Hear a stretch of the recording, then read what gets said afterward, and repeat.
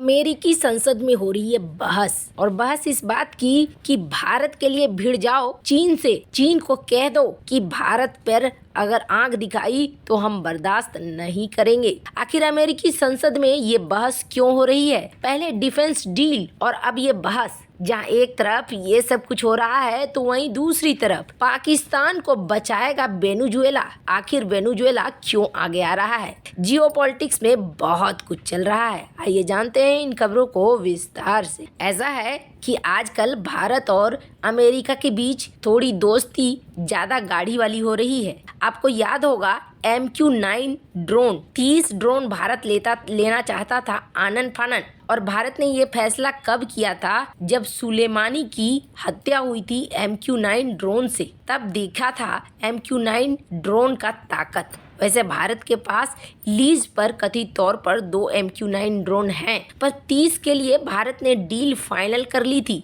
पर ये डील किसी कारणवश पूरी नहीं हो पाई थी। कारण तो आधिकारिक तौर पर नहीं बताया गया कि इस डील में रुकावट क्या थी, लेकिन अब ये बात निकल कर आ रही है कि MQ-9 वाली डील भी क्लियर करने जा रहा है अमेरिका, और अमेरिका भारत के साथ संबंध को एक अलग लेवल पर ले जाना चाह रहा है। आपको बता दें, जब ट्रम्प शासन में आए थे ना, तो फिर अमेरिका में बदलाव देखने को मिलने लगा था। अमेरिका भारत के साथ अपने रिश्तों को मजबूत करना चाहता था। ट्रम्प के पहले ऐसा कभी नहीं होता था। पुराना इतिहास उठाकर देख लेंगे आप, उसमें बिल्कुल भी नहीं मिलेगा कि अमेरिका भारत के साथ अच्छे संबंध रखना चाहता हो। पर अब हालात बदल गए हैं। पाकिस्तान डूब रहा है और डूबने से उसे कोई नहीं रोक सकता है, वो साफ दिख रहा है। और इस वक्त अमेरिका का सबसे तगड़ा वाला दुश्मन चाइना है। और आपको बता दें, ट्रम्प ने खुलकर चीन का विरोध किया और अमेरिका में 40 साल के लिए विदेश नीति बनती है। इस विदेश नीति में बड़ा बदलाव आया और देखने को मिल गया कि अब रूस नहीं बल्कि चाइना हमारे लिए बहुत बड़ा खतरा है, शायद रूस से भी बड़ा खतरा। और हिंद महासागर क्षेत्र में अगर अपना फ्री संचालन बनाए रखना है तो हमें भारत की मदद चाहिए होगी, नहीं तो हम चाइना को टैक्स और पैसे देते देते चाइना के भी गुलाम बन जाएंगे। अमेरिका एक सुपर पावर देश गुलामी बर्दाश्त कर नहीं सकता है। ट्रम्प तो खुलकर बोलते थे चीन के खिलाफ। बाइडेन के नेतृत्व में शुरुआती दिनों में चीन के खिलाफ डायरेक्ट नहीं बोला जाता था। पहले बाइडेन ने बहुत कोशिश की चाइना के साथ सब कुछ ठीक करने का, लेकिन अब चीजें बिगड़ती ही जा रही है। भारत और अमेरिका के बीच जहां आईसेट के नाम पर एक नया डील फाइनल हो रहा है टेक्नोलॉजी ट्रांसफर और मदद का, तो वहीं अमेरिकी संसद में अब बवाल मच रहा है। अमेरिकी संसद में रिपब्लिकन्स का गुस्सा बढ़ता जा रहा है। रिपब्लिकन्स वही हैं जो ट्रम्प की पार्टी से हैं। अब ये एक प्रस्ताव ला रहे हैं और ये कह रहे हैं कि ताइवान की तरह भारत के लिए भी चीन को साफ साफ कहो कि तुम अगर भारत के प्रति आक्रामक होगे तो हम ये बर्दाश्त नहीं करेंगे। इन्होंने बाइडेन सरकार को और बाइडेन के विदेश मंत्री को एक साफ साफ चिट्ठी लिखी है, जिस चिट्ठी में ये कहा है कि आप चाइना को कहिए कि भारत के खिलाफ हम आपका आक्रामक रुख बिल्कुल भी बर्दाश्त नहीं करेंगे। ये रुख बिल्कुल सही नहीं है और इस रुख को जितनी जल्दी चाइना छोड़ दे उतना बेहतर होगा।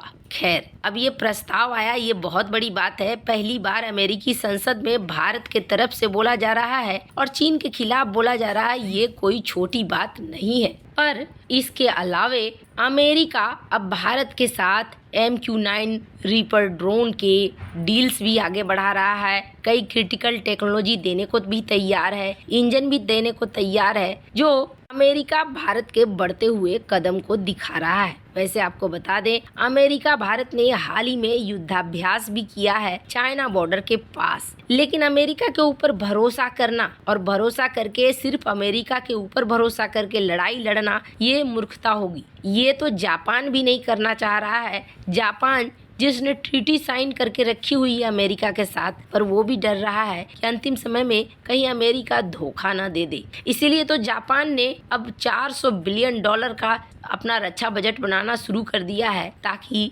ज्यादा से ज्यादा और आधुनिक हथियार उसके पास हो, उसे किसी की तरफ देखना ना। खैर, जहां जापान ये सब कुछ कर रहा है तो वहीं दूसरी तरफ एक बहुत बड़ी खबर निकल कर आई है सामने। ये देख रहे हैं आप मैप में वेनेजुएला।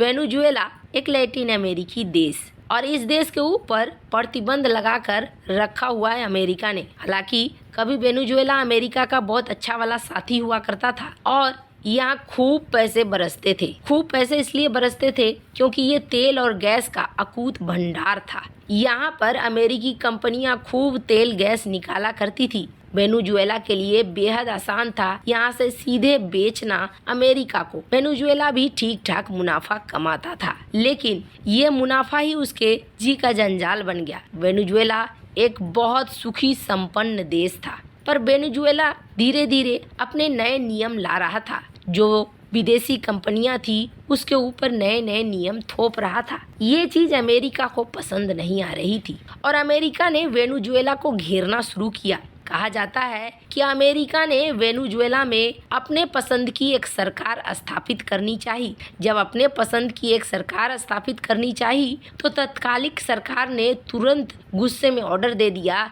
कि अमेरिका के जितने राजनयिक वेनेजुएला में हैं तुरंत यहाँ से निकलकर भागो, वरना मैं तुम्हारा बहुत बुरा हाल करूँगा। और आखिरकार हुआ ऐसा ही। राजनयिक जल्दी जल्दी वहाँ से निकलने लगे। अमेरिका अपनी ये बेइज्जती नहीं भूल पा रहा था। अमेरिका ने कहा अच्छा ठीक है, हम तुमसे बदला लेते हैं। अमेरिका ने लगा दिया प्रतिबंध। प्रतिबंधों की झड़ी लगा दी गई वेनेजुएला के ऊपर, और इसका असर क्या हुआ? असर हो गया इतना ज्यादा महंगाई वेनेजुएला में। वेनेजुएला अपने ही तेल और गैस का खनन नहीं कर पा रहा था। खजाना तो उसके पास बहुत था, लेकिन ये खजाना उसके लिए किसी काम का नहीं रह गया। कोई देश खरीदने को तैयार नहीं होने लगा। वेनेजुएला के पास बहुत ज्यादा तेल और गैस का भंडार है, पर वेनेजुएला किसी को बेच नहीं पा रहा था। महंगाई इतनी बढ़ गई कि आप समझ लो कि ट्रकों में भरकर पैसा ले जाओ और थैलियों में सामान ले आओ। ऐसे हालात होते हैं वेनेजुएला के। और वेनेजुएला में बार बार करेंसी में बदलाव भी होता रहता है। करेंसी में बदलाव करके नोटों के वैल्यू में बदलाव होता है। बहुत स्थिति इस वक्त वेनेजुएला की खराब है। वेनेजुएला जो कभी सुखी संपन्न हुआ करता था, अब उसके हालात ऐसे हो गए हैं। हालांकि वेनेजुएला संग इन दिनों भारत भी बातचीत कर रहा है और अमेरिका भी बातचीत कर रहा है। दोनों ही तेल गैस को लेकर